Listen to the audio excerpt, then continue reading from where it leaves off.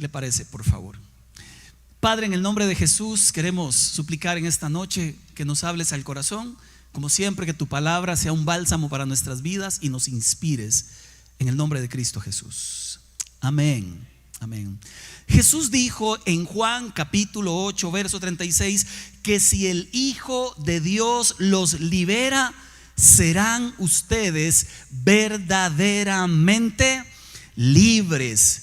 Los judíos eran esclavos y lo más grave es que no sabían que eran esclavos, como muchos hoy. Esclavos del adulterio, esclavos de la pornografía, esclavos de las mentiras, del mal carácter. Amén, amén.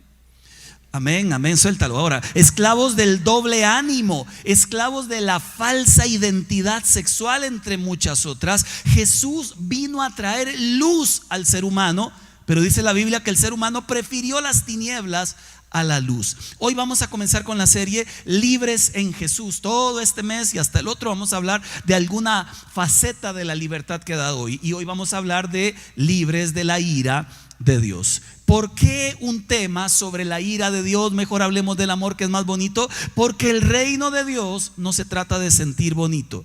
Se trata específicamente de aquello que es indispensable para la salvación. Se estima que el 40% de las enseñanzas de Jesús mencionaron directa o indirectamente el infierno, el castigo, la ira, el juicio. Entonces se hace necesario hablar de esto, porque en Guerra Avisada se lo sabe, Primera de Crónicas 4 no sé cuánto, cuando la Biblia menciona que el gusano no muere, ¿ha escuchado eso? Que el infierno es un lugar donde el gusano no muere. Esta es una metáfora para hablar del dolor continuo y sin fin. Este gusano que no muere, si pueden poner la imagen, será la conciencia. Una persona que se pierde eternamente en esta ira y en este juicio de Dios, esa conciencia no morirá y le recordará eternamente todas las oportunidades que Dios le dio aquí en la vida y que desaprovechó.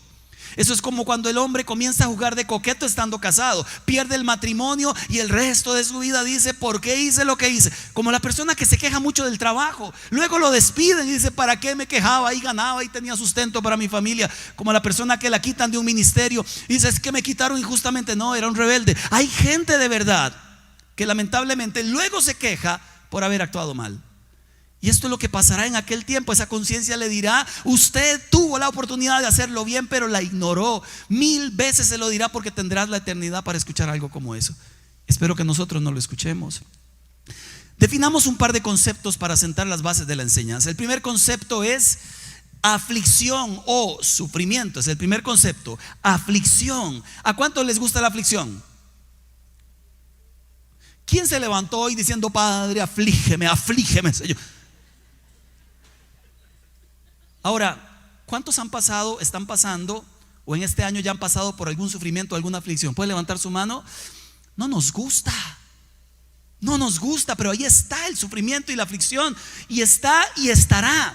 La Biblia enseña, Jesús, palabras de Jesús, Juan 16:33: en este mundo, mientras usted viva en este mundo, afrontarán aflicciones, pero anímense. No dijo que no habrían, dijo que mientras usted y yo estemos en este mundo, enfrentaremos situaciones contrarias a los que quisiéramos nosotros. Por eso yo estoy tan en contra de este evangelio de baratillo, de venga Cristo y a partir de ahora todo se te arreglará. No es cierto, ni bíblico, por cierto. Los cristianos de los primeros 300 años, desde el año 33 cuando Jesús muere y va al cielo, hasta el 350, miles sufrieron de formas groseras, violentas, por negarse a adorar al emperador romano. Luego la religión cristiana fue adoptada por Roma y la persecución continuó a aquellos que se oponían al catolicismo. Aparece Martín Lutero y comienzan las santas inquisiciones. La palabra inquisición es investigación de una herejía. Duró hasta 1834. Cristianos asesinados en el mundo por llamarlos herejes. La Biblia enseña en Primera de Pedro 2:20: en cambio, si sufren por hacer el bien, eso merece elogio de parte de Dios. Usted y yo nos hemos dado cuenta que a veces haciendo el bien nos va mal porque a la gente no lo entendió igual, y queriendo usted hacer un conejo le salió un... Oiga, estamos muy folclóricos hoy, ¿verdad? Pero no está de más ni mal que suframos por causa de Cristo. La palabra enseña en Mateo 5:11, Jesús hablando: dichosos serán ustedes cuando por mi causa la gente los insulte, los persiga y levante toda clase de calumnias. Alégrense, llénense de júbilo, porque les espera una gran recompensa en el cielo. Así también persiguieron a los profetas que los precedieron a ustedes. Escribí un reel ahí, ¿se dio cuenta que estoy chico TikTok? De chico nada, de TikTok sí, porque estoy haciendo videitos sencillos, porque sé que alguien en algún lugar los ve. Y hice uno de mercaderes de la fe. Entonces hice un reel diciendo lo que la iglesia hace y hablando de que esto no es digno de aplausos, no. Y aparece alguien que escribió: sí, todo lo que escribe para que le sigan dando. Pues no lo borré, para que sepa. Ahí lo dejé, porque delante de Dios es la fotografía de la maldad de ese corazón majadero. ¿Sabe? Si usted sufre por hacer el bien, alégrese. Hoy hay persecución de cristianismo, tal vez no en este lado del mundo, pero sí en el otro lado del charco. 1 de cada 7 es perseguido, cristianos, 2025. 4,476 asesinados, 7,670 iglesias destruidas. ¿Dónde? Corea del Norte, Somalia, Yemen, Libia, Nigeria, Sudán, Pakistán, Irán, Afganistán. Y en México algunas bandas de narcos destruyen iglesias. ¿Sabía usted? Que no suframos no quiere decir que el cristianismo en el mundo no sufra. Sufrirás por las consecuencias de pecar. Ahí el primer sufrimiento. En una iglesia hice un llamado y había una muchacha jovencita que pasó al frente y lloraba y lloraba y lloraba, y yo decía: qué lindo llorar así, desahogarse así, qué corazón más tierno delante de Dios, qué lindo. Y me acerqué para escuchar lo que oraba, porque alguien que llora y así de esa manera tiene que tener un corazón muy entregado a Dios. Y debo reconocer, esto fue hace muchos años. No quiere decir cuando me acerque, ahora me acerco a orar, antes me acercaba a vinear. Entonces me acerqué a escuchar a la muchacha disimuladamente: oh Señor, bendícela. ¿Sabe qué decía? Padre, le decía, devuélveme a Pablo porque me muero. Lloraba por Pablo. Yo pensé que estaba enamorada del Señor, lloraba por Pablo. Y ni hacían pareja. No sé quién era Pablo, pero lloraba por Pablo. Hay gente que sufre en este mundo por consecuencias del pecado y piensan que están siendo probados por Dios. No, se llama reciba ahora. Así se llama, reciba ahora. Se llama consecuencias del pecado. Eso no es dichoso, eso lamentablemente es la consecuencia. Número 2, hay gente que sufre por vivir en un mundo de maldición. En este mundo las cosas buenas y malas ocurren. El sol y la lluvia nos caen a todos por igual. Habrá un momento en que eso deja de estar. Sufrirás por la maldad del diablo, sufrirás por tu propia familia o por la familia de la fe cuando alguien se deja usar por el diablo. ¿Cuándo terminará el sufrimiento? Apocalipsis 21:4 lo dice: cuando se haya acabado todo, Jesús enjugará toda lágrima de tus ojos. ¿Sabe qué significa eso? Pondrá su mano y juntará las lágrimas de tus ojos en la suya. Y allí ya no habrá ni muerte, ni llanto, ni lamento, ni dolor, porque las primeras cosas ya han dejado de existir y Dios ha hecho todas las cosas nuevas. Pero mientras estemos en este mundo hemos de sufrir. Jesús dijo: yo he vencido al mundo. ¿Saben qué significa eso? Aun cuando sufras, puedes encontrar consuelo y esperanza en la victoria de Cristo Jesús. Sufres hoy. Para el cristiano de la antigüedad, sufrir por Cristo era un honor. Para el cristiano moderno, sufrir es una injusticia, hermano. Como lo dijo Job: sé que mi Redentor vive y con él me levantaré. ¿Puedes decir eso? Cuando usted sufre, puede decir eso: yo sé que mi Redentor vive y con él me levantaré. Quiero que sepan que esta afectación de la rodilla es que el ligamento cruzado está roto, uno y el otro también. Entonces, para mí el mayor sufrimiento no es estar así o que me operen. Yo no tengo ningún problema con que me operen, ninguno. El problema es no predicar. entonces grabo videos. El problema es no predicar. Mi sufrimiento es no predicar. Porque cuando Dios te ha llamado para algo y no lo haces, hay un dolor que desespera en el alma. No es que me operen. ¿Saben qué pienso nada más? En lo que va a durar la bendita recuperación. ¿Y sabe por qué pienso en la recuperación? No que duela la recuperación, sino en cuánto tiempo me va a incapacitar. Ya estoy pensando en decirles, no me incapacita, así me la juego. Porque cuando hay una pasión del cielo, mire, usted aunque sufra lo hace. Y si Cristo lo dio todo por nosotros y sufrió hasta la muerte, ¿cuánto más nosotros no hemos de darlo todo por Él? Así que si usted sufre, tranquilo, si es por Cristo, créame, habrá recompensa para usted en el cielo. En este mundo sufriremos. Ay, quite. De eso no estoy hablando. Vamos a hablar ahora de la ira de Dios. ¿Quién recibe la ira de Dios? ¿Y qué es la ira de Dios? Sofonías capítulo 1 verso 18 lo dice así: no los podrán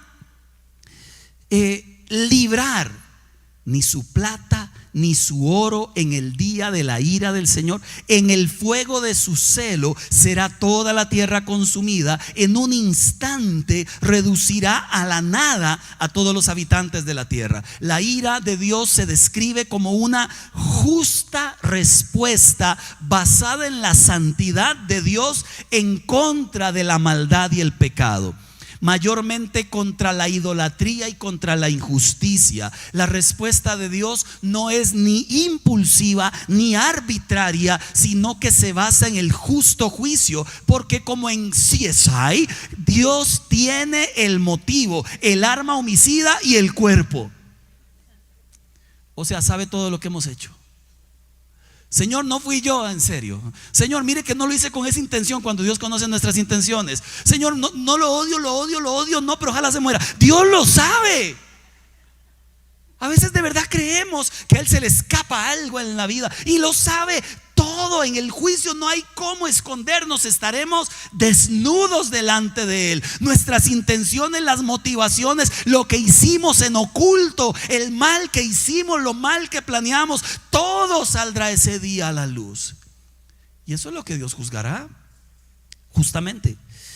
Aunque Dios es lento para la ira y grande en misericordia, hay un momento en que la maldad llega al colmo. ¿Cuántos aquí son papás, papitos, mamitas? ¿Cuántos aquí tuvieron un hijo que usted le contó 3 o 4 veces antes de tirarle la? ¿Cuántos acá? ¿Cuántos alguna vez le dijeron a un hijo una? Y el chiquillo seguía y usted, vea Jaimito 2. ¿Cuántos hicieron eso?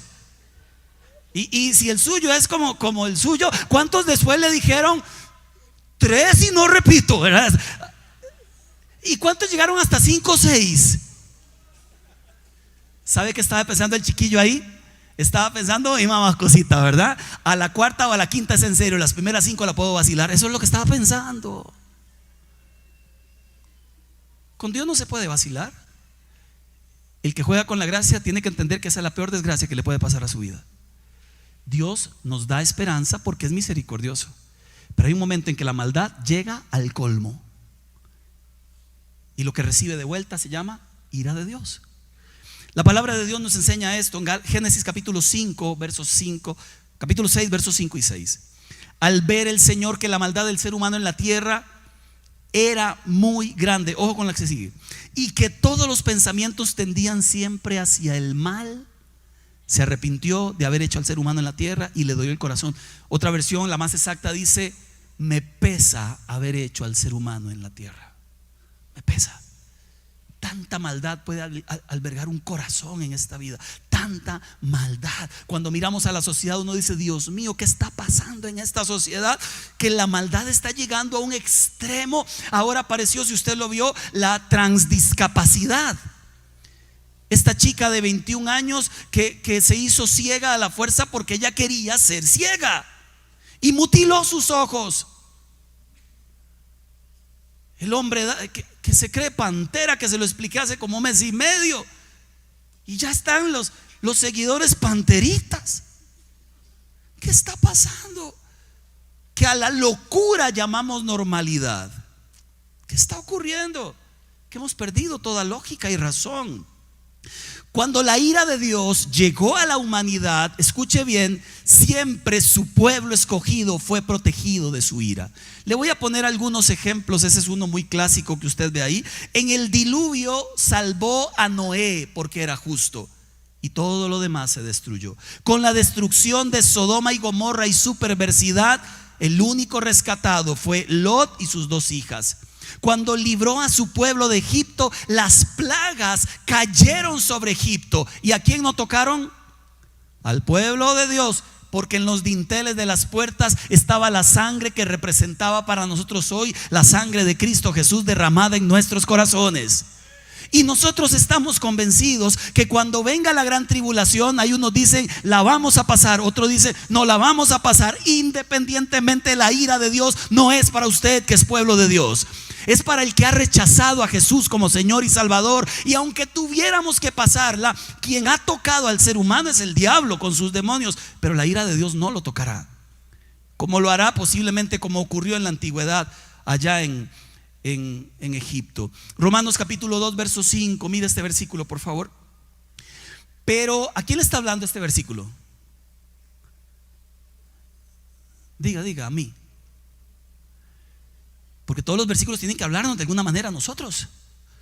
Pero por tu obstinación y por tu corazón empedernido sigues acumulando castigo contra ti mismo para el día de la ira, cuando Dios revelará su justo juicio, porque Dios pagará a cada uno según lo que merezcan sus obras. Él dará vida eterna a los que perseverando en las buenas obras buscan gloria, honor e inmortalidad. Pero los que por egoísmo rechazan la verdad para aferrarse a la maldad, dice la Biblia, recibirán el gran castigo de Dios. Estaba leyendo, escuchando a este Freddie Mercury del grupo Queen, una voz extraordinaria, ya murió. Antes de morir lo entrevistan, yo vi la entrevista y le preguntan: ¿usted quiere ir al cielo? Y él dijo: no quiero ir al cielo, el infierno es mucho mejor. Piensa en toda la gente interesante que puedes conocer allá. Uno dice: qué bárbaro. Pero la gente que no dice eso, pero vive contraria a Dios, vivirá lo mismo. Él estaba consciente, pero hay otros que caminan hacia este lugar haciendo lo contrario a lo que Dios ha establecido. 3 grandes acontecimientos que le prediqué hace 2 meses atrás, y voy a repasarlos, sobre todo por lo que estamos viviendo hoy en este mundo colapsado en guerras. Segunda de Tesalonicenses capítulo 2 verso 1. Dice la palabra de Dios: ahora, hermanos, en cuanto a la venida de nuestro Señor Jesucristo y a nuestra reunión con Él, nos vamos a reunir con Jesús. Alégrele a usted eso. Nos vamos a reunir con Él en algún momento. Y Pablo nos dice: antes de que esto ocurra, voy a explicarles para que ustedes estén atentos de qué cosas deben ocurrir aquí en la tierra. ¿Ok? Segunda de Tesalonicenses 2 verso 3 y 4. No se dejen engañar, lo puede leer conmigo por favor. No se dejen engañar de ninguna manera, porque primero tiene que llegar: 1, la rebelión contra Dios, la apostasía. 2, manifestarse el hombre de maldad, el destructor por naturaleza, este que se opone y se levanta contra todo lo que lleva el nombre de Dios o es objeto de adoración. Y 3, hasta el punto de adueñarse del templo de Dios. Y 4, pretender ser Dios. Hice este versículo en gráfico para que quede todavía más claro. Antes de la segunda venida, ¿qué tiene que ocurrir? Número 1, ¿qué es la apostasía? Voy a irle explicando cada uno de esos conceptos, amados, y cuando lo explique nos devolvemos otra vez al supergráfico. Gracias. La apostasía significa rebelión, rechazo a la verdad de Dios que alguna vez profesó una persona. ¿Saben quiénes son los que vivirán la apostasía? Creyentes, iglesia. La apostasía es un sector de la iglesia rechazando aquello que antes validaba como verdadero. Cuídese, Hoy aparecen reels, videos de todo tipo de gente hablando del reino de los cielos, y usted escucha una postura, otra postura, y termina la gente enredada, falsos cristos por doquier, gente hablando de profecías, que escarcha que cae del cielo. Hoy usted mira cada cosa, por Dios, que si no estás firme, anclado en la verdad de Dios, usted podría ser uno de estos que termine alejado de las verdades que Jesús nos enseñó. Lea Biblia, lea Biblia, lea Biblia, ore mucho, lea menos gente y vea más Biblia. No se enamore de grandes predicadores, enamórese de Jesús. Vaya a la palabra, lea la palabra, si nadie lo va a poder engañar. ¿Sabe qué es el problema de algo como eso? Tanta moda evangélica, tanta rareza, tanto amor por el dinero, tanta ideología. Nos recuerda Mateo capítulo 24, verso 13. Pero el que se mantenga firme hasta el fin, ese es el que será salvo. Que nada lo mueva, que nada lo mueva de la verdad de Jesús. Ve al que está a la par suya, seriamente dígale que nada lo mueva, que nada lo mueva.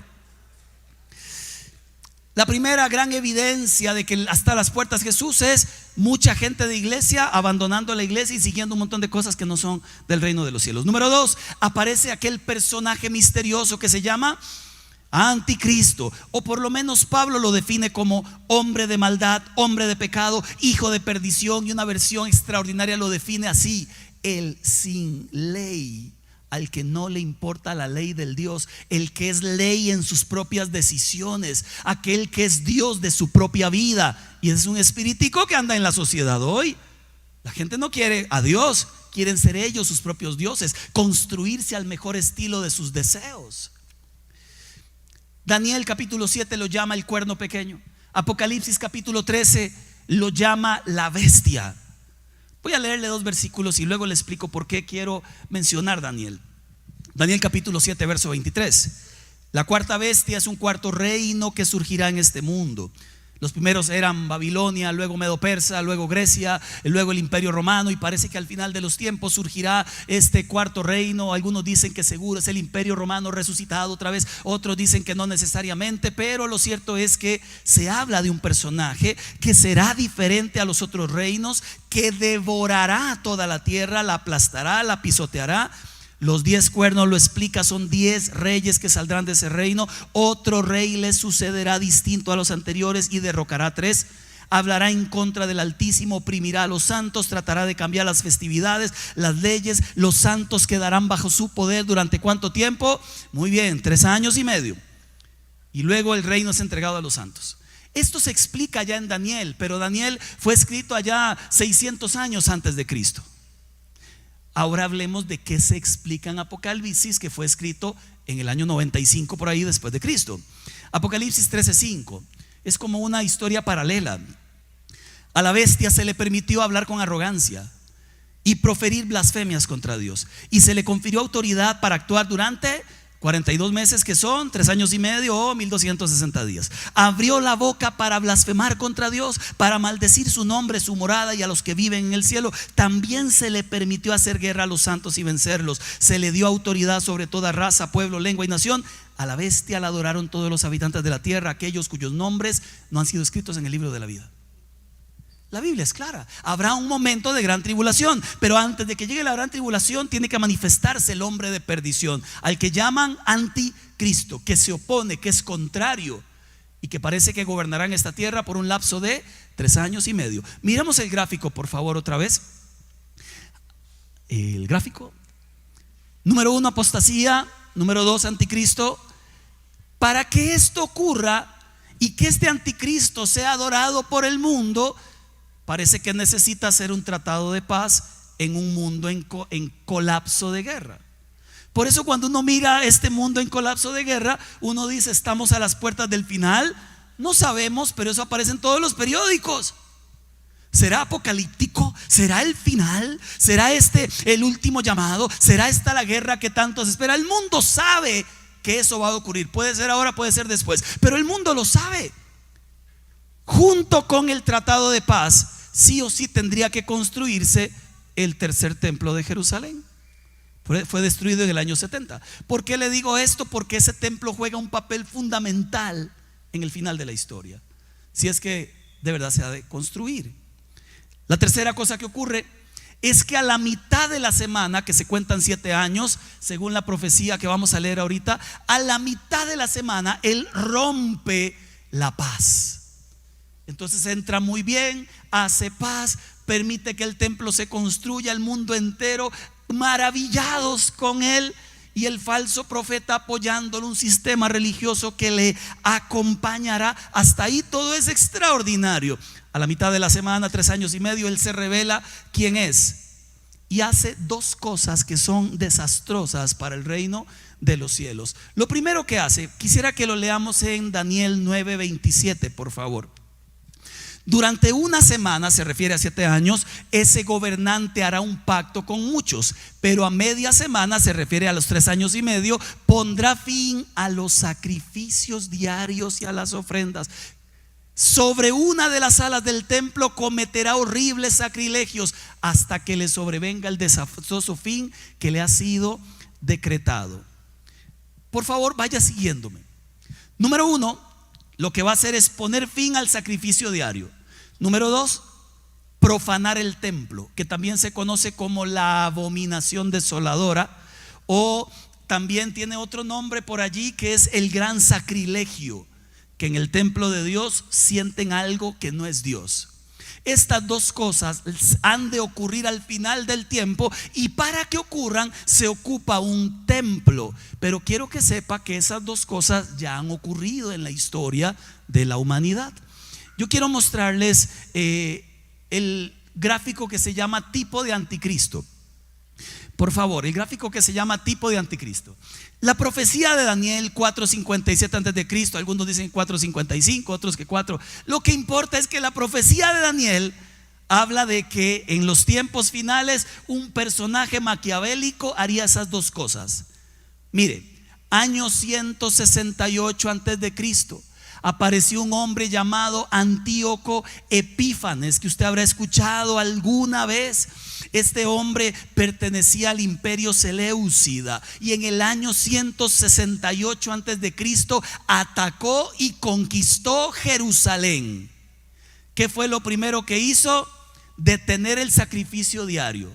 ¿Qué fue lo segundo que hizo? Sentar en el templo de Dios la imagen de Zeus.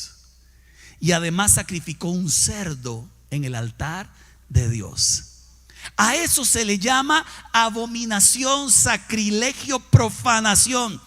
Pero resulta que Apocalipsis se escribió hasta el año 95 después de Cristo. Y Apocalipsis dice que eso ha de ocurrir. Significa entonces que esa profecía es dual, o sea, se cumplió en la antigüedad, y Antíoco Epífanes es un tipo de anticristo, y ocurrirá al final con el anticristo final, porque hay tipos de anticristo. Por ejemplo, en el año 70 después de Cristo aparece Tito de Roma, que también ataca Jerusalén, destruye por completo el templo, profana el templo, pero ese no era el final tampoco. Luego aparece Hitler, tipo de anticristo, Nerón, tipo de anticristo, y hay un montón, ¿verdad?, que la gente ha dicho a lo largo de la historia de la humanidad. Ahorita se va a dar cuenta por qué le estoy contando todo esto. Una vez que este personaje se mete en el templo de Dios, dice la Biblia, se revela cómo es. Volvamos al gráfico inicial, por favor. Y mientras en los segundos 3 años y medio él pretende ser Dios, la ira de Dios caerá sobre la humanidad con la gran tribulación. La Biblia enseña algo gravísimo que hará este hombre en medio de la gran tribulación. Capítulo 13, verso 8 de Apocalipsis.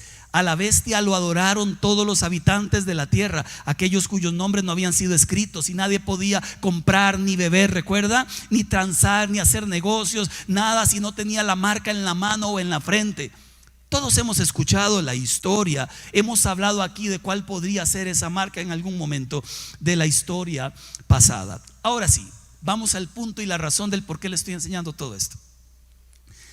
Esto no está ocurriendo ya, o no sé. ¿Esto ha de ocurrir? Sí. ocurrió antes también, ocurrirá después en el final también. Mientras el templo se crea, mientras el tratado de paz se crea, me puse a pensar si esto no está ocurriendo ya de una forma simbólica o de una forma espiritual. Por favor, no se pierdan el camino. Míreme a los ojos y présteme mucha atención. Las dos cosas más graves de las mismas que habló Jesús en Mateo 24 fueron: cuando ustedes vean lo que profetizó Daniel, está a las puertas el final. Y Daniel dijo: habrá un hombre que quitará el sacrificio continuo. ¿Y qué? Sentará en el trono de Dios lo profano, lo abominable. Número 1. El sacrificio continuo en la antigüedad, quiero que sepa que significaba algo extraordinario. El alma que pecare, esta morirá. Los sacrificios que Dios instauró eran un recordatorio constante de la necesidad de purificar y expiar los pecados. Los sacrificios diarios por la mañana como por la tarde eran un acto de adoración y una forma de mantener la presencia de Dios con su pueblo y libres de pecado. Pero desde que el sacrificio continuo fue quitado en el año 70, el único templo que quedó fuimos usted y yo. Mire lo que dice Romanos, por favor, capítulo 12, verso 1. Y le pido que lo lea, por favor, conmigo. Por lo tanto, hermanos, tomando en cuenta las misericordias de Dios, les ruego que cada uno de ustedes en adoración espiritual ofrezca su cuerpo como un sacrificio vivo, santo y agradable a Dios. No se amolden a este mundo actual, sino sean transformados mediante la renovación de su mente. Así podrán comprobar cuál es la voluntad de Dios, buena, agradable y perfecta. Ya no tenemos que ir a un templo en Jerusalén a llevar un sacrificio continuo. El sacrificio continuo es la forma en que usted vive con Dios todos los días de su vida. Y esto es lo más grave que le quiero contar. Cristianos sumergidos en celulares. Y uno se pregunta: ¿y tendrán su marca en la mano y en la frente? Casi que parece. Cristianos adictos a las redes sociales. Y brincan de TikTok y pasan a Instagram y luego a Facebook. Y vamos a ver qué dice X. Uy, Pinterest. Y hagamos un dibujito de mi abuela en bicicleta con inteligencia artificial. Y ahora brinquemos a... Y se le va la vida. Y su sacrificio a Dios no está. Maratones de series. Vio la que empieza el sábado, 11 capítulos seguidos. Vikingos. Y pura magia y puro asesinato. Y su sacrificio continuo no está en Dios. Su vida se está perdiendo y no se da cuenta. Desperdiciando la vida. Gimnasios, pero no en la palabra. Pasiones, pero no en la palabra. Su sacrificio no está en Dios. Dan lo que le sobra a Dios, lo peor de su vida, de su tiempo. Entonces no estás esperando que hagan un tercer templo, y ya en el templo que Jesús dejó está ocurriendo. Otros pensando que va a llegar aquel viejillo a meterse al templo, y ya el viejillo se está metiendo. Cuando no entendemos que esto no es un juego, que está en juego su eternidad y la mía. Y nuestro sacrificio no es para Dios, es para lo que sea. Tengo un buen amigo que no tenía redes sociales, no tenía celular. Él decía: yo vivo mejor así con Dios. Y al final dejó a su esposa por otra. Y yo decía: entonces, Es que no se trata nada más del celular o de no tenerlo. La mayor tragedia del cristiano es dejar de escuchar al Señor en el camino. Ya cuando dejaste de escuchar al Señor, la tragedia viene. Ya cuando dejaste de apasionarte por Dios, la tragedia viene. Ya cuando lo que te emocionaba con Dios ya no te emociona, hay tragedia. Antes veníamos a la iglesia con aquella emoción: ¿qué va a decirme Dios hoy? Ahora venimos porque hay que venir.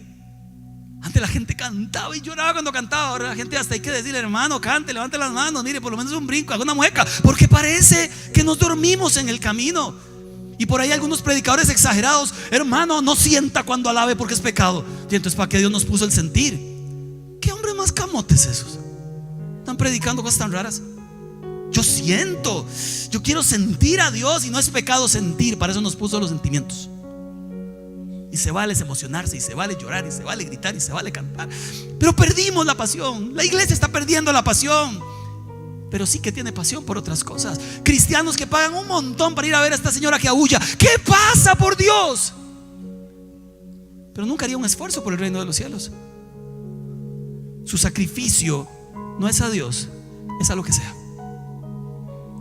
Y por estas cosas viene la ira de Dios. Y lo segundo, la profanación del templo. Primera de Corintios 6, 19. ¿Acaso no saben que su cuerpo es templo del Espíritu Santo? ¿Qué le decía que era la profanación? Cuando sentamos en el trono del templo de Dios aquello que no es Dios, sino es el diablo. Cuando en el trono del templo de Dios sentamos el pecado, estamos profanando el templo de Dios. Como le digo, aquello ocurrirá, sí, pero espiritualmente ya ha estado ocurriendo, sí. ¿Qué cosas se sientan en el templo de Dios? El que vive en adulterio viene a la iglesia, escucha el mensaje, hasta viene con la muchacha con la que adultera. Y mientras viene con la que adultera, clama a Dios: Señor, ayúdame a divorciarme. No es Dios el que te va a responder, porque el corazón se endureció a tal punto que ahora ya no importa lo que yo haga, Él entiende. Cuidado, ahí está sentado algo que ofende el nombre de Dios. El amante del dinero ahora hasta justifica las triquiñuelas que hace para tener más plata, porque ama el dinero. Y eso deshonra el templo del Espíritu Santo. El noviazgo que vive en fornicación solamente para pedir perdón para el otro día volver a la fornicación, eso deshonra el templo del Espíritu Santo. La persona que no ha logrado salir de la pornografía y piensa que con no lo vuelvo a hacer sale, y sigue deshonrando el templo del Espíritu Santo. Y lo peor, sentando en el trono de Dios, sentando en el templo de Dios, lo que profana la santidad de Dios. No le hablo de aquí para allá. Yo he sentado en este templo basura también.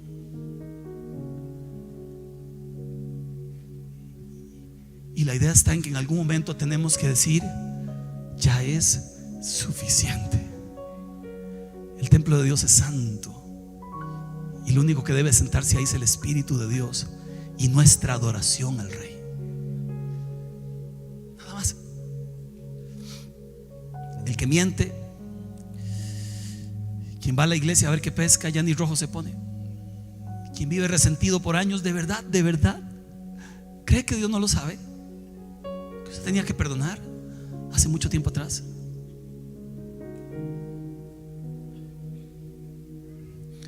Cuando se acaba el sacrificio diario y cuando el templo, tu vida, sientas lo que no es Jesús, la ira de Dios puede venir sobre la persona. Y creo que nosotros no queremos eso.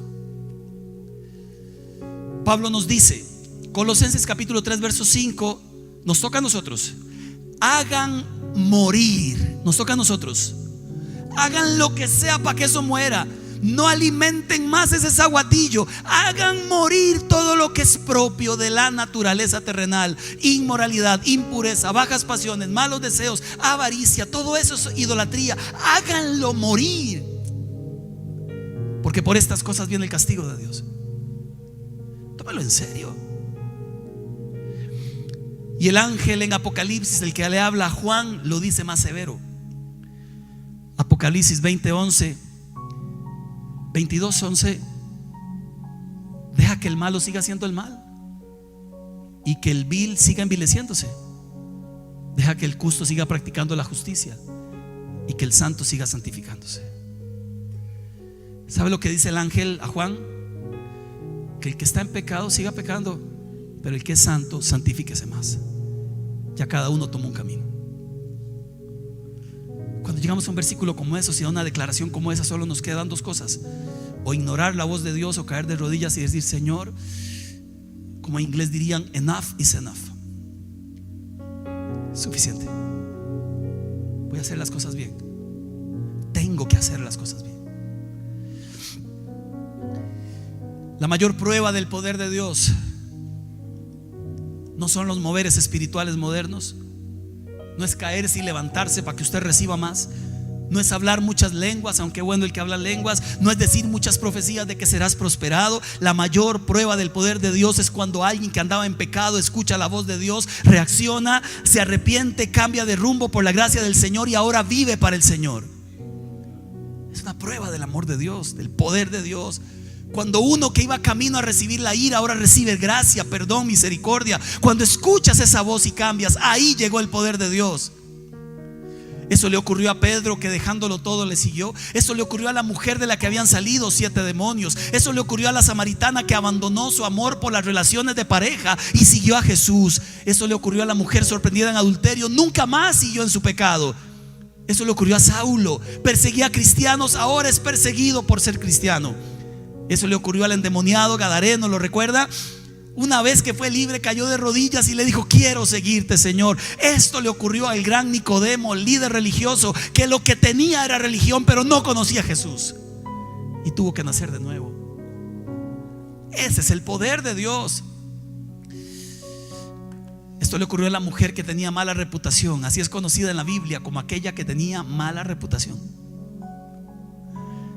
pero que llorando llegó a los pies de Jesús y los lavó con sus lágrimas. Cuando leí esa historia dije: ¿cómo alguien tan sucio puede tocar pies tan santos? Yo no me refería a ella. ¿Cómo alguien tan sucio puede tocar pies tan santos? Porque yo, como ella, también he caído de rodillas y he tenido que besar sus pies y he tenido que decirle: ten misericordia de mí, Señor, porque quiero terminar mi carrera bien. Dios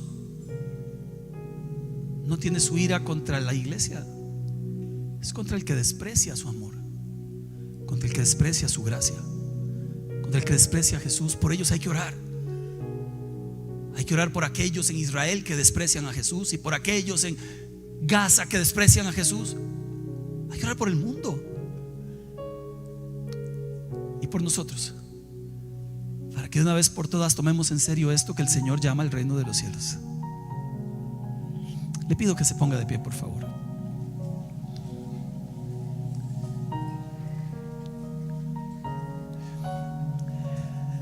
Cierre sus ojos, por favor.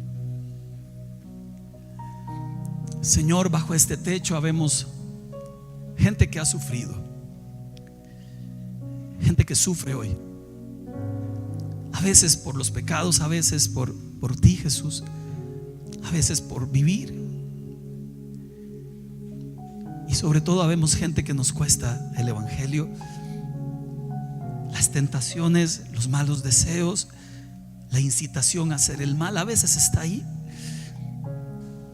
Este sacrificio diario que deberíamos darte a veces no está, Señor, y somos conscientes de nuestro abandono de Dios. ¿Cómo abandonar a aquel que nos ha hecho tanto bien? Pero lo hacemos. ¿Cómo rechazar a veces por día, olvidarnos de aquel que nunca se olvidó de nosotros, pero nos olvidamos? Hoy aquí bajo este techo hay gente, Señor, que en el trono del corazón no estás tú, Jesús. Está la vanidad, el orgullo, la sexualidad. Hay gente que aquí, Señor, bajo este techo Cuando miran a lo interno han dicho cosas como: no puedo dejar esto. Pero ese lugar le pertenece a Jesús. Él pagó un precio de sangre por sentarse allí, en el trono de tu corazón. Y no vas a encontrar la plenitud hasta que no permitas que Él se siente allí.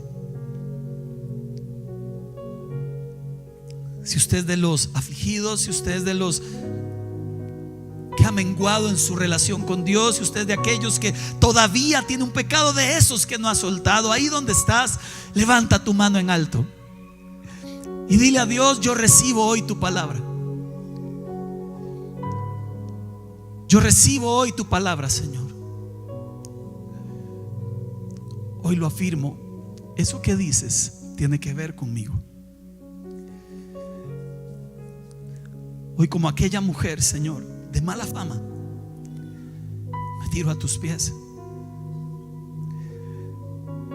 y perdona que los moje con mis lágrimas.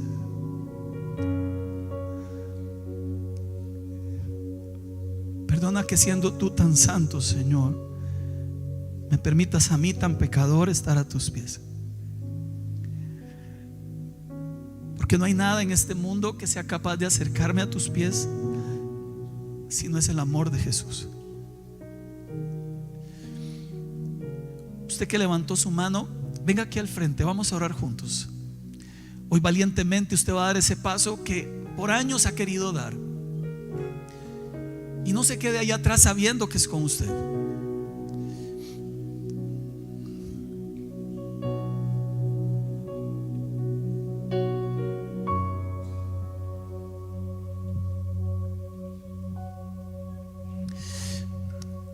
Pase aquí al frente,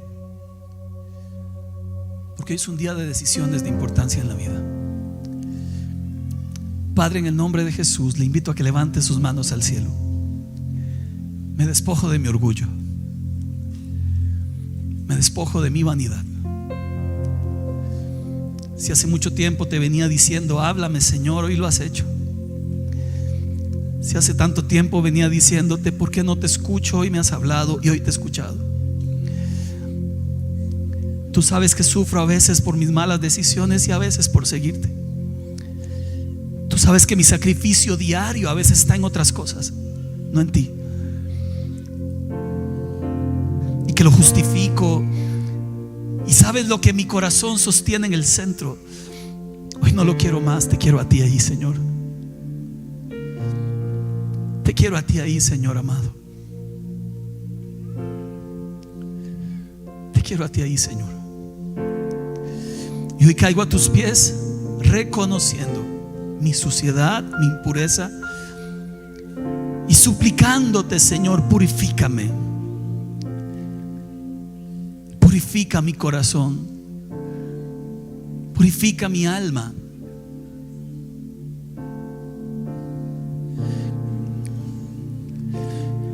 Con sus brazos en alto, digámosles juntos al Señor: aunque pase el tiempo, sé que tu promesa cumplirás. Nada en ti se perderá. Esa es mi seguridad. Tus cuerdas de amor cayeron sobre mí.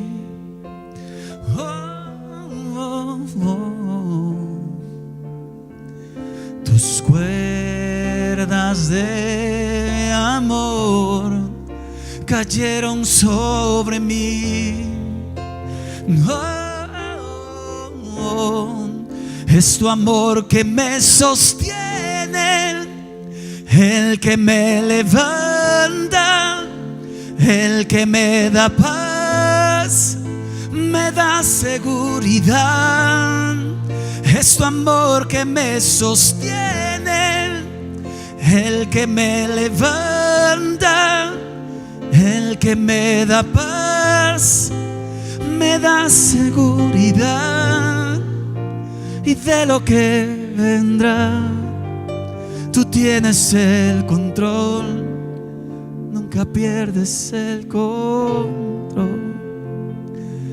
Con mis brazos en alto, Señor, te entrego mi corazón. No un pedazo de Él, no una parte de Él. Te entrego todo mi corazón. Te entrego mi área secreta. Te entrego mis pensamientos más profundos. Te entrego aquello que he llamado mi tesoro más valioso. Y te pido, haz en mí una persona nueva. Haz en mí una persona nueva, Señor.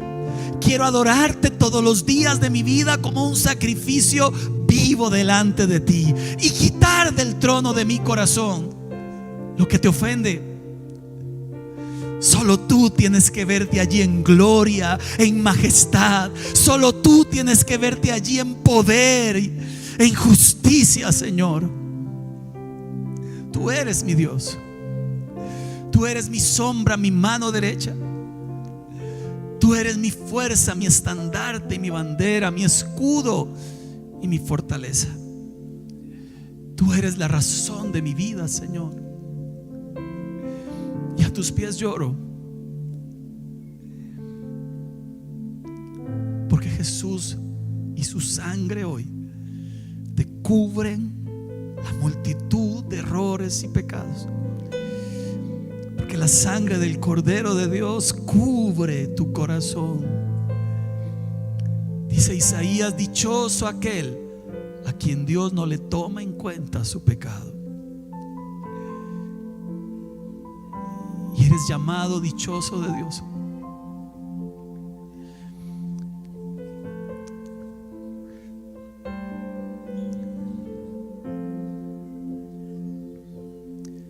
Si tan solo tocar el borde de su manto, si tan solo pudiera oír su voz, si tan solo pudiera acercarme a Él, libre sería. Yo lo sé. Si tan solo tocar el borde de su manto, si tan solo pudiera oír su voz, si tan solo pudiera acercarme a Él, libre sería. Yo lo sé, porque delante de ti solo soy alguien que necesita un toque del Maestro para ser liberado. Porque delante de ti solo soy alguien que necesita una mirada de mi sangre.